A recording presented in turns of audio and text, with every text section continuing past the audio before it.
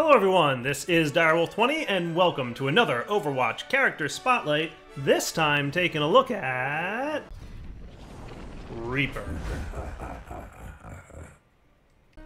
So Reaper is classed as an assault, an offensive character. He's really good against tanks and larger sized characters. He's good at close range. He's not so good at long range, mostly because his primary weapon is a shotgun, but he does excel at sneaking around. You don't want to play Reaper the same way that you play Soldier, which is another assault character that I've spotlighted in the past. The reason for that is because Reaper really wants to get up close and personal with the enemies, and a smart enemy is going to keep them at a distance. So we're going to take a look at a couple of the features and a couple of the ways that you can play Reaper and be successful with them. So let's jump in and take a look. Really easy. He's got a couple primary attacks, the Hellfire shotguns. It's basically two guns.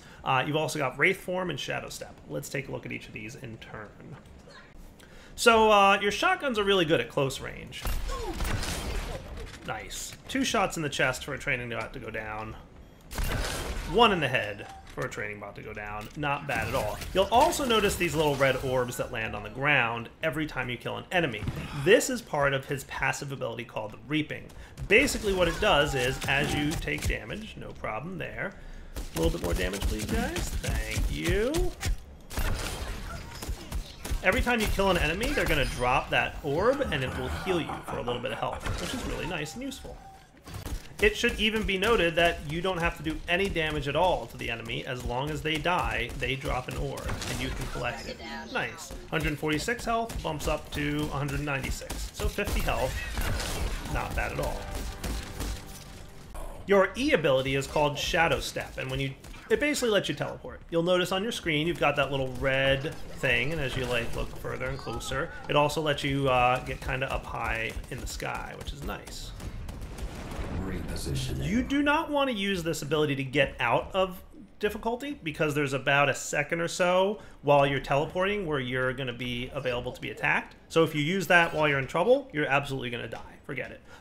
If you use that to get in front of somebody, they will be able to attack you before you have control of your character, and you're going to have a bad time. What you want to do is use this ability to position yourself to sneak up on people who won't see you coming. So you can drop in from above and kill them without their expectations. So you can see here, I'll just jump in and boom. Nice. These training bots don't know what's coming. Your shift ability is also very useful if you're taking damage and you need to get out of trouble.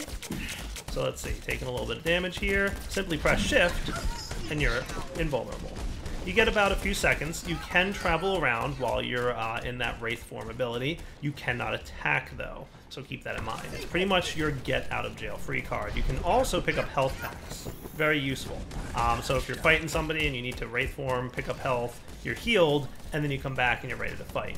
Very cool. But like I said, you cannot attack while in Wraith Form. You can't even melee attack, so there's no attacking to be done until you get out, and then you're good to go. The ultimate ability is called Death Blossom, and it's very useful. Let's take a look. Wait for a couple guys here, and... Die. Triple kill. Nice. So as you can see, Death Blossom does a 360 area of effect, does a large amount of damage, but there's some things you should know about Death Blossom. It can be interrupted and you can be killed after you press Q. It's not like you're invincible. It's kind of like Soldier's ability, where you want to make sure that you're in a good position before you pop it, otherwise you will waste it. Trust me. A lot of people will see that Death Blossom can easily get plays of the game sometime, because if the enemy team is all grouped up, you're going to have no problem killing many of them, but there are counters, like I said. So pay attention when I Death Blossom here again. Note that it takes a few seconds for them to die. It's pretty quick, don't get me wrong. You're doing a lot of damage really quickly, but you know, if you get flashbanged by McCree, it will interrupt your ultimate and you won't do any damage. If you get killed by a soldier or a sniper from somebody far away, basically if you get interrupted in any way, if you get, you know, I think Mei can freeze you. I'm actually not sure, I never tested that. But basically any interruption will stop your Death Blossom from kicking off. So keep that in mind. And of course, because you're using shotguns, if you're at a distance, you're not doing a lot of damage. I just unloaded my entire clip into that training bot, and he still has over 80% health. not good. Even at a medium range, I mean, you're doing more damage, but not a whole lot. It takes a lot more. And those guys have some pretty big frames. So basically, Reaper, close range. You want to get up close and personal with the enemies. You kill them real quick that way. But from a distance, not so useful. I mean, you definitely want to try and attack, but, you know, do what you can. So let's go look at some in-game footage and see what kind of fun we can have with this guy. Before we do that, though, I want to show you one tip. Now, I want to preface this by saying I've posted this on the forums, and I've not gotten an official answer on whether or not this is a bug. But there is a neat little trick with Reaper. Note that when you're reloading your weapons, you're actually throwing them on the ground and getting a new pair, okay? Look at how long it takes for that reload to occur. If I click R, okay? Now I'm going to shoot. If you hit R and very quickly hit F, you can do that melee attack, and it looks to me like you get your reload done a little bit quicker. Boom. Practice with this a little bit. If you're a little too fast with it, you won't reload at all. You notice that I didn't reload there, but if you practice with it a little bit, you can definitely reload a little bit faster by intermixing a melee. Like I said, I'm not sure if that's a bug. It's possible that will be patched out in the future. Alright guys, so you can see me in-game here. I'm trying to sneak up on top because I know there's a couple people here. Notice that I immediately activate my shift ability. I knew there was a Widow there ready to kill me. So I wanted to make sure to take out the healer. And then now I'm going after some sentries. Remember I said he's not good at shooting things from range because he does such little damage? Well, remember, sentries from the Symmetra Spotlight have such low amounts of health that they're easy to kill.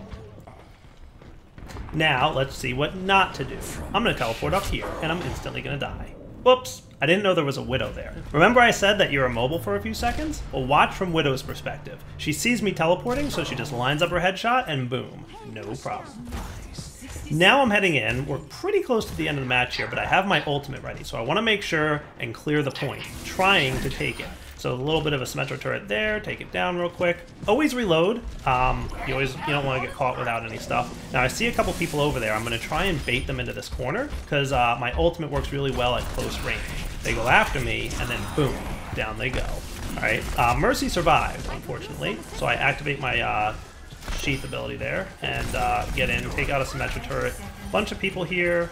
I see Mercy's going behind Roadhog, so I'm going to sneak up behind her. Take her out, because remember, you always want to focus on the healers in any game like this. And here comes the Symmetra. Down she goes. Nice. And we captured the point.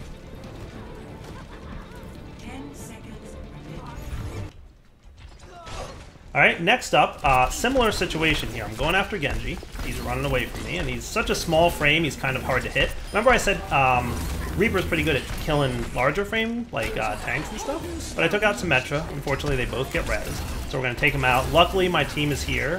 T-Love is healing me, and we got a couple other friends playing along and helping us kill people. Now I'm going to get Roadhog hooked here, so watch what I decide to do. Ultimate. Boom.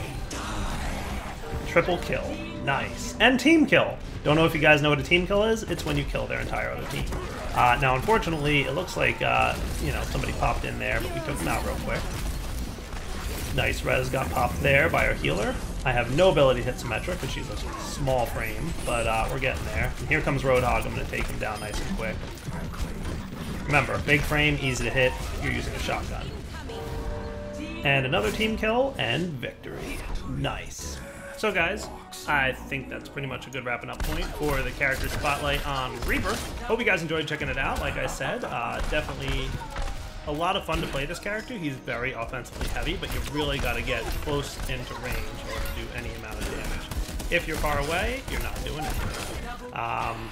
Definitely hope you enjoyed it. More spotlights to come. We do plan to cover all the characters of Overwatch. I mean, I plan to. I guess we'll see if I do or not. Alright guys, take it easy.